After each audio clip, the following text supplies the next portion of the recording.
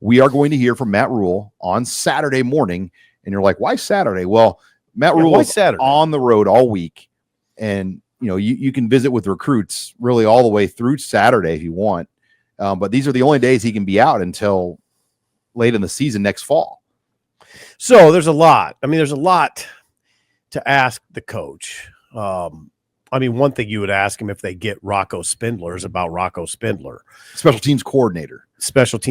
Spring. What does spring look like? When does it start? When is there a spring game? Is there a spring game? And that's become, Robin, the big topic now. I think a lot of people are moving out of the spring games. What do you mean when you say a lot of people programs? Programs.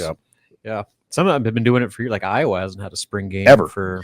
I don't know about Minnesota because you said that earlier, Sean, and I went to one back. Now it was a while ago. Well, so Nebraska joined the Big Ten. There was one. They would do. It wasn't a traditional game though. They would just do an open practice. Yeah. They've never called it a spring game, which I think is going to become the norm just because of the logistics with a 105-man roster. Like fielding 2 teams and having enough healthy players, especially at certain positions like the lines. The lines. You don't want guys that are already beat up to go and risk further injury for an inter-squad scrimmage. And so for other schools like Iowa, Minnesota, it's no big deal because nobody was going to come to those spring games anyway. Northwestern. But for Nebraska and other schools where the spring game is treated almost just like a real regular season contest by the fans and just the environment that comes with that event, I'm curious to see if what they can do to make that a little bit more special than just a practice, because they've done the open practices and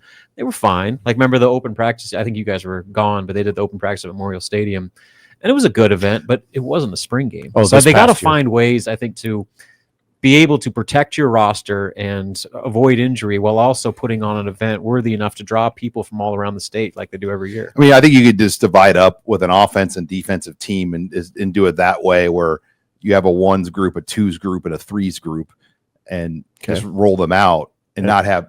I think the challenge is dividing your team up into 2 teams and having enough to fill out it all. But if you can, again, though, would they tackle? The 1 year of Scott Frost, they did the tag off stuff. It was awful. People were furious. It was awful. You guys understand what we're talking about here? How big this is? It is. This is part of the fabric of Nebraska. The spring game is just part of our existence.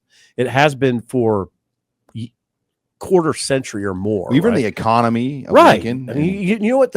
If there's people that run hotels listening to this right now are going, okay, this isn't good news. This is bad news. You mean we're not going to have 70,000 people at that game anymore? They may not even have it. Now, if you're Matt Rhule, you have to be pretty smart about how you go about this. Yep.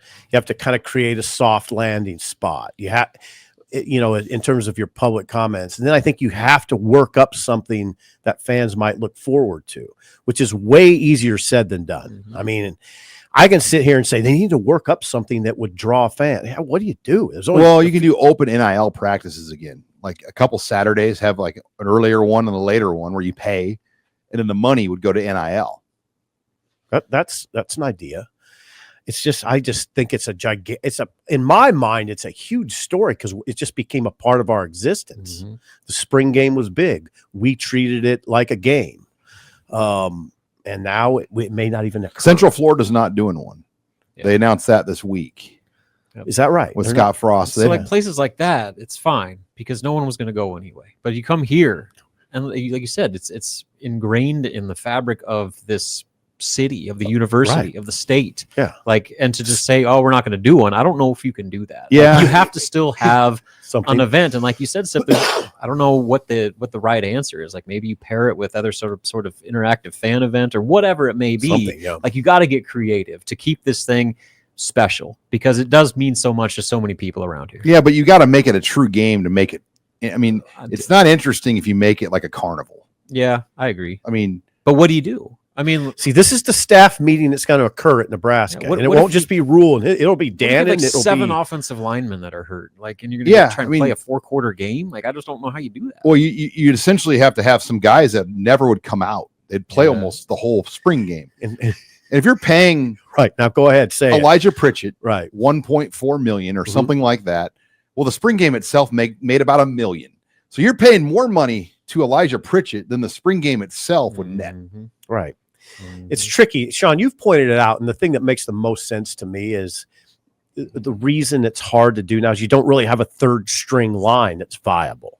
You have these platoons of in-state walk-ons, right? That you just kind of roll out there, and they would kind of eat the innings up of the baseball game. Yeah, it made it work. They probably, a quarter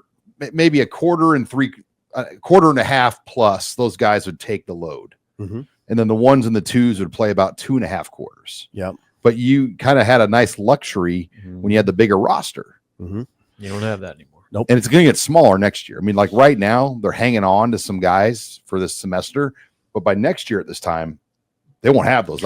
There are certain realities that have cropped up as a part of this sort of new college football age, and this is one of them. The spring game's probably going to go away. Is my guess. Maybe Rhule will tell us on Saturday. No, we're playing. I'll be very interested to hear what he says. I still think you could do like an offense versus defense thing where you just have units get reps, but not quarters, like 4 quarters of. No, like just a running clock. Like, yeah, we're going to have 2 45-minute running clocks, and that will be the first half, and then that will be the second half. And you just play kind of a roll the ball out scrimmage. But again, I don't know if you're going to have your ones live. Think about what we were saying earlier about the guys. Just when you just look at the offensive line, you're not going to have Gunner probably. You're not going to have Latovsky probably. We don't know about Prohaska and Corcoran. I mean, like, just took out 4 big ones, right? Like, what if you just lost like Dane Key to injury in the spring game? Which, I mean, that's always a risk. That's always a risk. And they got 2 guys hurt last year. Bly Hill, potential starting corner, and one of their promising young receivers, Demetrius Bell. So, like, yeah, good point. Good point. That's something you always have to be cognizant of. But with the limited roster numbers right now, it's more than ever. And I don't know. There is no easy answer to this conversation. Maybe you invite, like, bad idea here, but just invite like UNK to come in and play a little bit too, and not play against Nebraska, but just like. I think that play against Nebraska. No.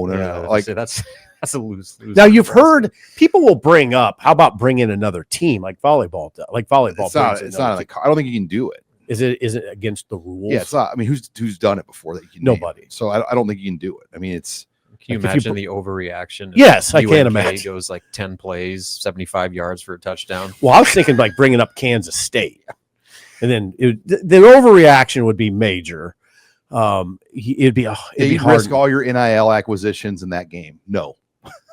Yeah, for a scrimmage. See, fascinating. The money has changed it though. Absolutely. Like when you invest, I mean, you're paying players that you're signing more money than the chancellor of Nebraska makes.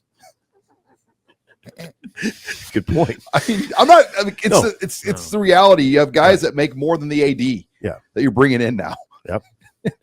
In some cases. Right. It is. It's, again, these conversations, it's still pretty early in the whole thing. And I think I'm glad we talk about it because there's reality. And guess what? If they got hurt, you're still paying them. That's what you said on a radio show. That's what hit me hard. That if one of those guys goes down, you're still paying them. You're still on the hook. It's not like you have a ton of money laying around either. I mean, this all speaks against a spring game. It really does. If they do a spring game, I guess I'll be surprised. If they do, it'll be a shell of what we're used to. It'll be a stick fight. It won't be much of a stick fight. I'm still getting over what Sean said about having random things. That's why random things happen to your body, Sean. Just putting it out there. You put like 15 Splendas in your body a day. Just the aspartame flowing through your blood. Ron Brown, 9 Splendas. Hey, Ron Brown. All right. Look at him.